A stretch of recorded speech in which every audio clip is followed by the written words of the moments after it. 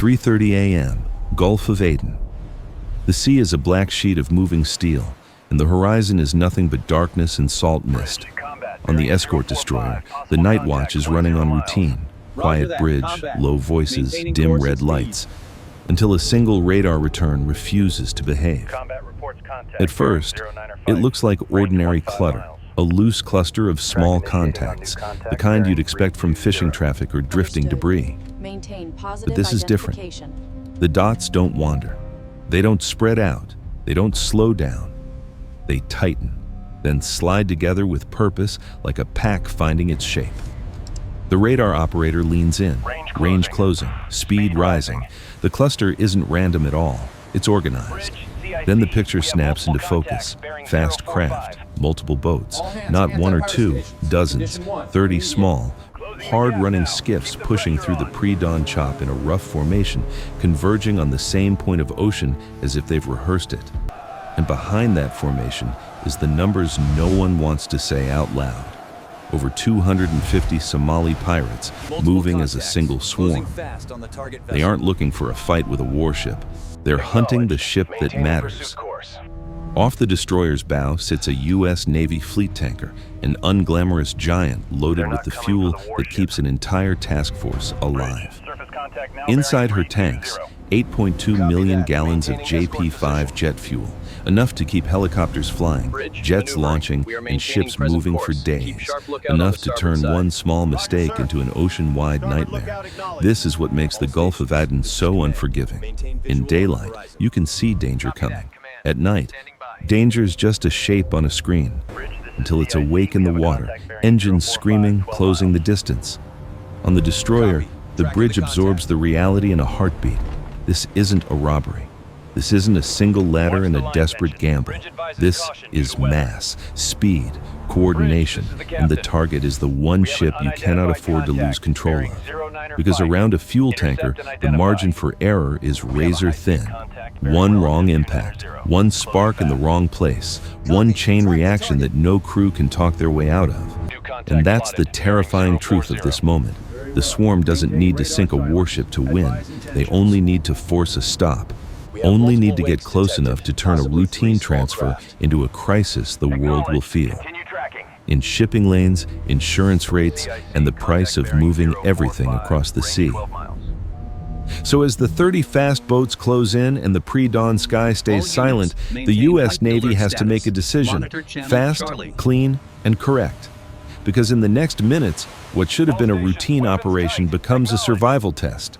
To understand why this moment matters, you have to understand what tonight was supposed to be. Out here, the U.S. Navy doesn't just fight wars, it keeps the ocean moving. And the quiet work that makes everything else possible is logistics, fuel, food, spare parts, ammunition. A fleet can have the best ships on Earth, but without fuel, it's just steel drifting in salt water. That's why the tanker's here. A U.S. Navy fleet oiler, built for one job, keep the force alive. Tonight's operation isn't glamorous, it's routine. A scheduled refueling evolution in contested waters, executed with a checklist and a clock. The kind of mission that only becomes a headline when something goes wrong. And guarding that routine is an Arleigh Burke-class destroyer, a ship designed for high-end combat, advanced radar, layered defenses, trained watch teams, the kind of platform you expect to see on the front line. But tonight, even a destroyer's job is simple. Screen the oiler, watch the horizon, keep small threats from becoming big ones. On the bridge, the scene feels almost ordinary. It's pre-dawn, the air is cold and wet, the sea is restless but manageable. Watchstanders sip burned coffee and blink into the darkness, eyes switching between the real horizon and the digital one. Radar, surface plots, AIS returns. Voices stay low, not because the crew is afraid, but because everyone is tired in the way only night watches can be. Out here, you learn to respect boredom. Boredom means nothing is trying to kill you. And in these waters, there's always traffic. Fishing boats, dhows, merchant ships pushing through a corridor that never truly sleeps. Most are harmless. Some are simply invisible, running dark, no AIS, no lights, because that's how people survive and work. The ocean is full of normal explanations for strange things. Understood. Until it Hail them isn't. on channel 16. Because the What's contacts the forming status? on that radar screen aren't drifting like fishermen. They aren't moving like commerce. They're moving like intent. And that's what changes everything. This isn't opportunistic piracy. One skiff spotting a slow ship and taking a chance. This is a calculated strike. A planned approach, timed to the hour when visibility is worst and reaction time is slowest. Pre-dawn isn't a detail, it's an advantage. In piracy, the public imagines chaos, desperation, and luck. But the reality, in the Gulf of Aden's worst years, was organization, networks, financiers, logistics, men who never touched the water, but profited from everything that happened on it. The skiffs are the teeth. The structure behind them is the jaw. Somewhere on shore, there are people who track ship movements, people who understand which vessels are valuable, which are soft targets, which routes are predictable. There are staging points, fuel caches, replacement engines, radios, ladders, and a chain of payment that turns a risky raid into a business model. And the most valuable targets aren't always the richest merchant ships. Sometimes the most valuable target is the one ship that keeps warships running. A U.S. Navy tanker isn't just a ship, it's the bloodstream of the fleet. If pirates can force it to stop, board it, even briefly threaten it, they don't just endanger the crew, they threaten the entire operational rhythm of everyone nearby. It's leverage. It's publicity. It's the kind of headline that echoes far beyond the waves. That's why the destroyer's watch team doesn't dismiss what they're seeing. That's why every voice on the bridge gets sharper. Because the crew knows what's at stake when fuel's involved, and when the threat picture becomes undeniable, the tone shifts instantly, like a switch thrown in the dark. General quarters, battle stations, the words hit the ship like electricity. Doors slam, boots pound ladders. The calm routine of a night watch fractures into trained motion, people moving with purpose, muscle memory taking over. The destroyer's systems wake up fully, sensors narrow their focus. The ship's posture changes from escort to guardian, because everyone understands the fuel risk scenario. Around a tanker, you don't get to be casual, you don't get to improvise. You don't get to be late. And out there, in the black water, the 30 fast boats keep coming. The most dangerous part isn't that they're close, it's that they're coordinated. It's that they picked this time, this place, this ship. And now, the destroyer's crew has one clear, brutal realization. The swarm is already inside the outer ring. Minute by minute, the situation stops being a contact report and becomes a living thing. Closing, shifting, hunting.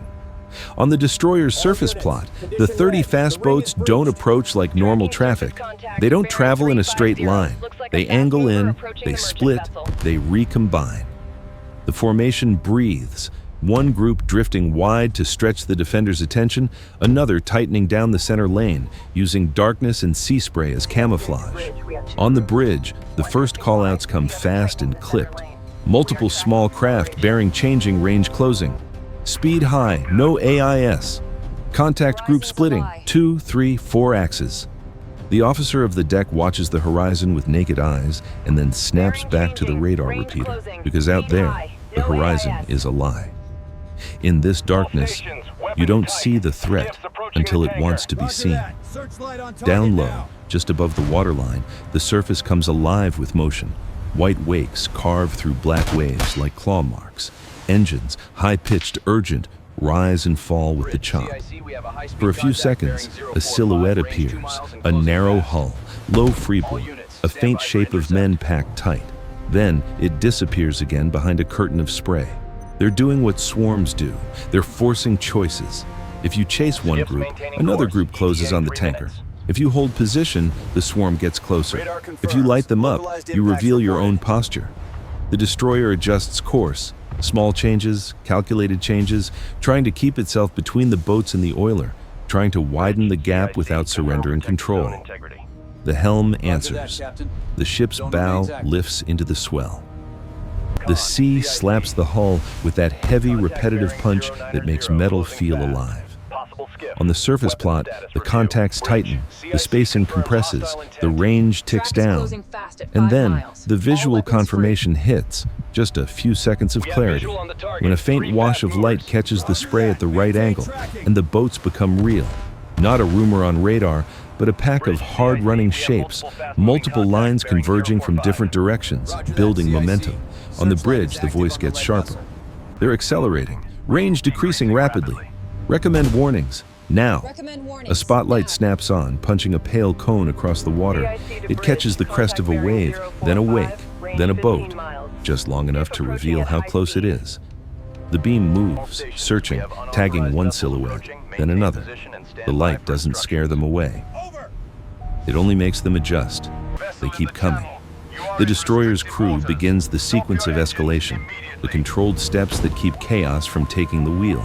Warnings, maneuver, visual signals, loud hailer calls. The ship speaks in the only language the sea reliably understands: posture, distance, and consequence.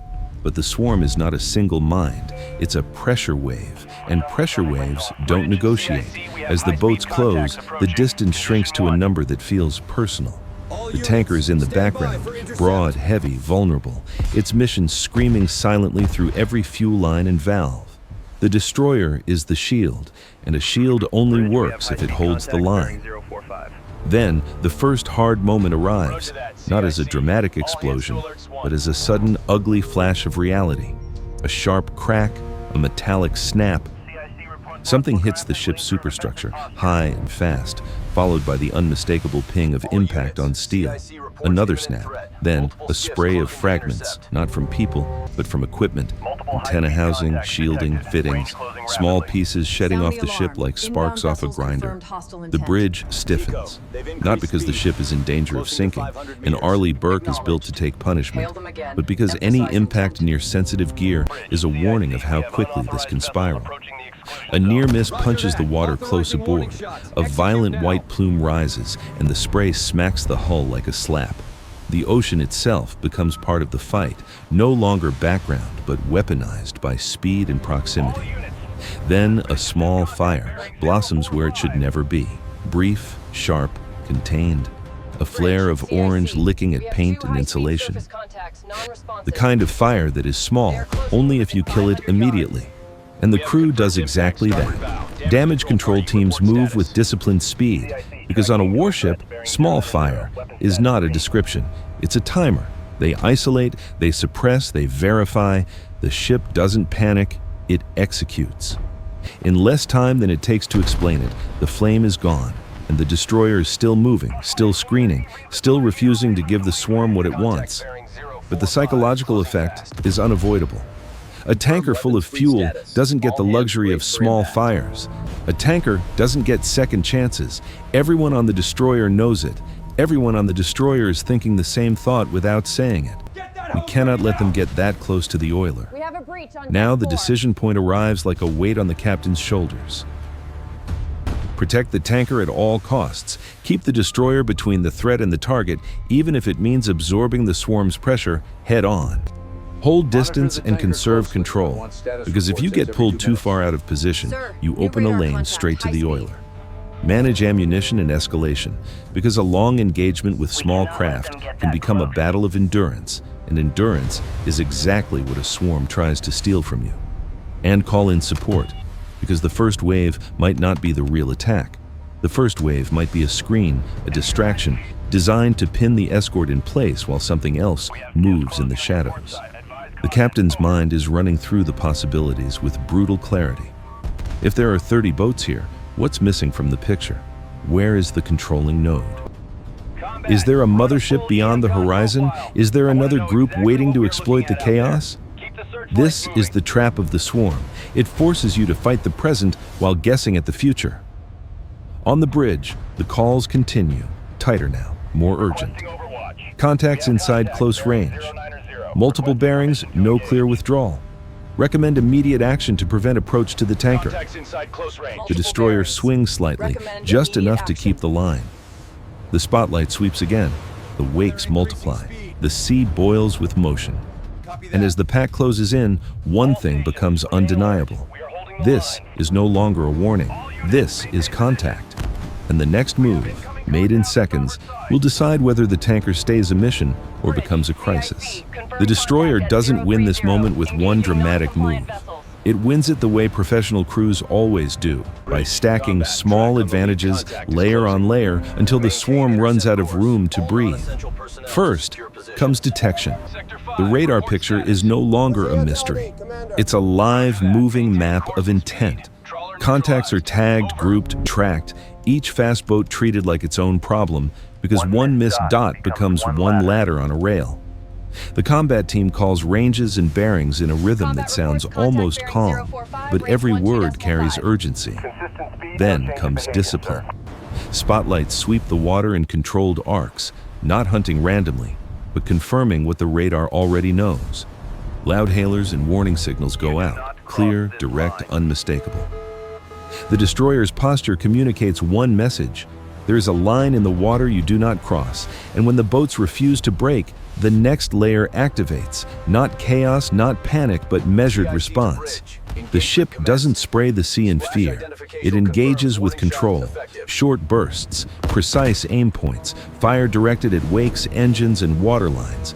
Targets that stop a boat without turning the deck into a horror show. The goal is simple. Break the formation, fracture the momentum, force hesitation. It works. The first group, the tip of the spear, stutters under pressure. A boat peels away. Another slows. Another throws a hard turn that sends spray into its own passengers. In a swarm, confidence is contagious, so is doubt. Once the pack loses its rhythm, it stops being a coordinated wave and becomes 30 separate problems. The destroyer keeps the tanker behind its shield, constantly repositioning, constantly watching for the one boat that tries to slip wide and go for the soft target. Every time a gap opens, the ship closes it. Every time the swarm tries to regroup, the destroyer denies them the geometry they need. This is what layered defense looks like in real life. It isn't one superweapon. It's radar plus lights, plus maneuver, plus discipline. Each layer buying seconds and seconds adding up to survival. And slowly, the worst-case scenario begins to fade. Not because the threat is gone, but because the attack is no longer clean. The boats are no longer moving like a single mind. They're reacting, they're improvising, they're losing the initiative. But then the captain's perspective shifts, and the real turning point arrives. Because holding the line is only the first half of the problem. The second half is understanding the enemy that created this. A swarm like this doesn't materialize by accident. 30 fast boats don't launch into the dark water on a guess. This wasn't a random gamble by desperate men. It was coordinated, timed, chosen, and that means there's a source, a place where the boats were fueled, a place where the radios were staged, a place where someone decided that tonight, right now, was the moment to test the U.S. Navy in open water. Brute defense can stop the first wave, but brute defense alone can't guarantee there won't be a second. So the captain makes the decision that separates a ship fight from a campaign. He doesn't just ask for help, he asks for intelligence. He wants eyes that can see beyond the horizon. He wants sensors that don't blink. He wants to find the hand behind the swarm. The radio traffic changes tone. The request is sharp, specific, and urgent, because what's at stake isn't just this tanker, but every tanker that will sail these lanes tomorrow. And the answer comes from a place most people never think about when they imagine the ocean. Camp Lemonnier, Djibouti. A hard outpost in the heat, America's permanent foothold in the region, and the kind of base that exists for exactly this reason. When the sea erupts, someone has to be able to respond fast. Alarms cut through the night. Operators move. Orders are issued with the speed of a machine that has practiced this scenario in theory 100 times, and now has to do it for real. Deploy surveillance assets. Get an unmanned aircraft overhead for real-time tracking. Put helicopters on standby. Prepare a rapid response element, because if the network is ashore, the fight doesn't end until the network is broken. Confirmed. Back at sea, the destroyer keeps working the first mission: protect the tanker, deny boarding, keep the swarm fractured. But now, the battle has a second front forming in the air. High above, a drone begins to circle, quiet, patient, invisible to anyone staring at the waves. Its cameras don't care about darkness the way human eyes do. Infrared paints heat signatures across the coastline. High-resolution optics turn the shoreline into a searchable grid. And that's when the story pivots from defense to hunt. Because the drone doesn't just watch the boats, it starts following their fingerprints, where they came from, which direction they ran. Which line on the sea points back to a single stretch of coast? The analysts build a picture in real time, like detectives working a crime scene that's still in motion. Patterns emerge, corridors, launch lanes, a probable staging area. Then, the camera settles on something that makes even seasoned people pause. Not a shack, not a fishing village, a compound, fortified, organized, built for throughput, a logistics hub. From above, it looks less like a hideout and more like an operation. Warehouses and storage areas, multiple boats clustered together, fuel tanks staged for rapid refueling, equipment laid out with the efficiency of a supply point, defensive positions, communications gear, enough capacity to launch wave after wave, not just tonight, but again and again. And in that moment, the captain understands the chilling truth. This wasn't an encounter with pirates in the old sense of the word. This was a system, a pipeline that turns desperation into capability, a network that can scale. So the Navy's objective changes, and the new mission takes shape with a name that feels like a closing fist: Operation Steel Rain. The frame is simple and brutal in its clarity. Hold the line at sea, then cut the head of the operation on land. The destroyer stays glued to the tanker, keeping the shield up while the swarm struggles to find a new angle. But the real pressure is now shifting ashore, where the next hours will decide whether this was a single night of chaos or the moment a pirate network gets dismantled at the root. Above the coastline, the drone keeps circling, collecting the kind of evidence that turns a guess into a target package. Coordinates, layouts, movement patterns, the quiet mechanics of a strike being built. And out on the dark water, the surviving boats continue to maneuver. Still dangerous, still unpredictable, but no longer in control. Because for the first time tonight, the initiative is no longer theirs. The U.S. Navy isn't just reacting anymore, it's hunting. And as the pre-dawn sky begins to thin, one final thought settles over the bridge like cold fog. This swarm came for the tanker, but it may have just revealed where it came from. And in the next phase, starting right now, the fight will expand beyond the water, toward the source that made this possible in the first place. By the time the sun begins to lift the edge of the horizon, the sea fight is no longer the center of gravity. The destroyer has held the line. The tanker is still moving.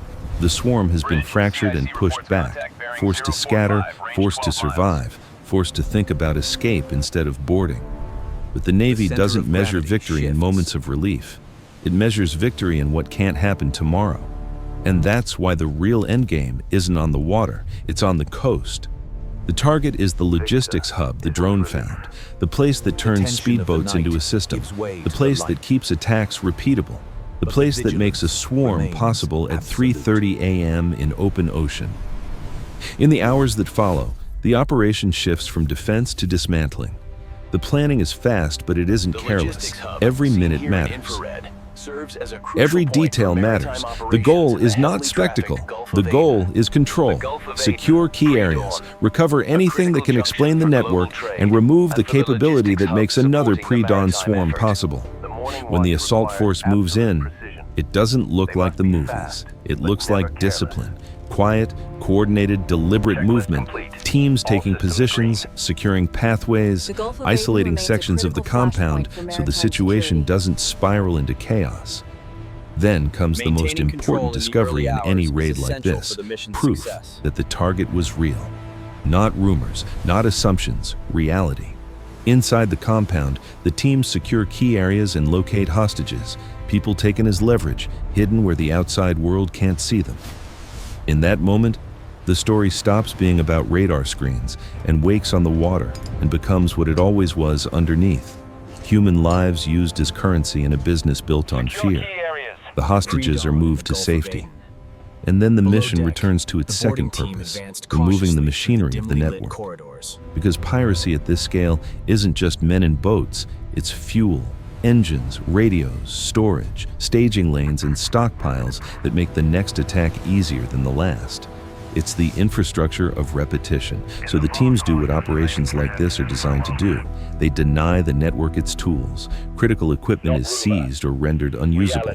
Staging resources are dismantled. Boats and fuel reserves, anything that turns the coastline into a launch pad, are destroyed in controlled demolitions. Not to punish, not for drama, but for a practical reason. You can't swarm what you can't launch. And when the compound is no longer a hub, when it's no longer a place that can arm, fuel, and coordinate dozens of fast boats, the entire business model takes a hit. Not because the ocean suddenly becomes safe forever, but because the cost of attacking rises sharply. The time to rebuild returns. The uncertainty returns. And in a criminal system, uncertainty is poison. But the raid doesn't end the story. It expands it. Because once the site is secured, the most valuable weapon on the ground isn't a rifle or an explosive. It's information, documents, communications gear, evidence of who talked to whom, who paid whom, and how a swarm like that gets assembled on a schedule. The kind of details that don't make headlines, but change what happens next. And this is where the narrative becomes even more unsettling.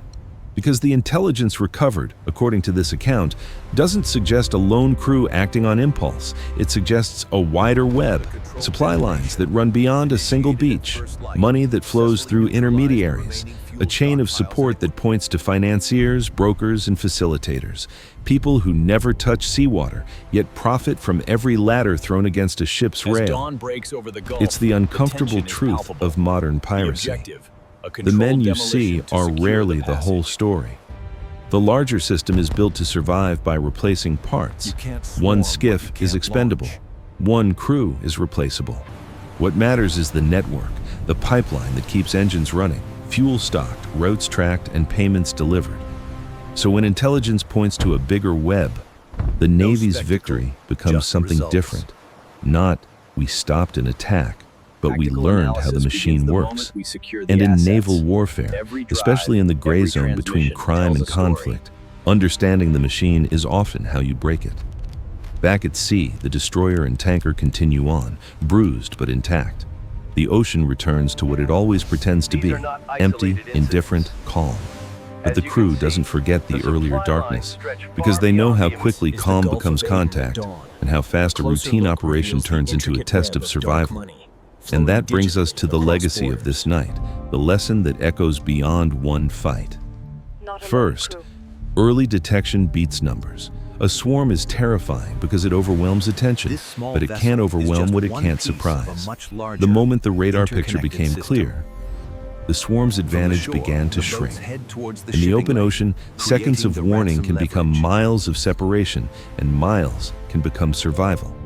Second, damage control saves ships. Warships are not immortal.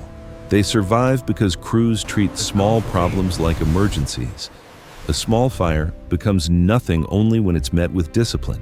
And around a fuel operation, discipline is the difference between an incident and a catastrophe. Third, network targeting ends repeat attacks. Stopping a wave is not the same as stopping the source.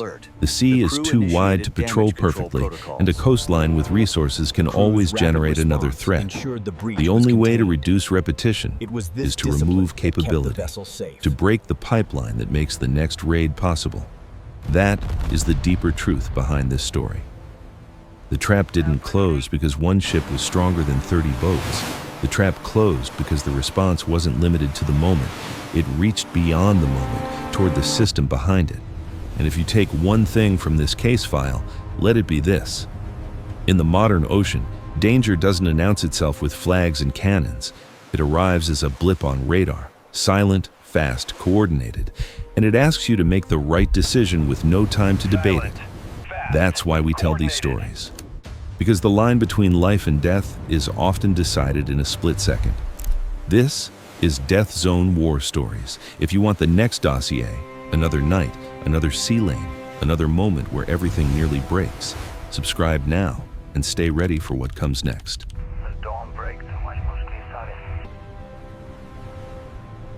As dawn breaks over the Gulf, the watch continues.